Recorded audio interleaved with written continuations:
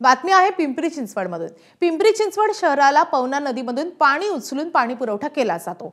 मात्र हीच नदी आता प्रदूषणाच्या विळख्यामध्ये सापडली आहे। थेरगाव बोट क्लब येथील केजुबाई बंधाऱ्याजवळ पवना नदी मोठ्या प्रमाणावर फेसाळली आहे। पवना नदीमध्ये या ठिकाणी फेस तयार होण्याची पहिलीच घटना नसून या आधी देखील नदीपासून काही अंतरावर असलेल्या उद्योगांमधील रसायनयुक्त पाणी नदीपात्रात सोडल्यामुळे हा फेस तयार होत असल्यामुळे आता त्याच्यावर कारवाई कधी होणार हा प्रश्न आहे।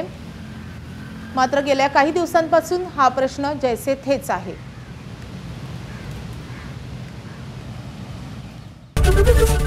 एबीपी माझा, उघडा डोळे बघा नीट।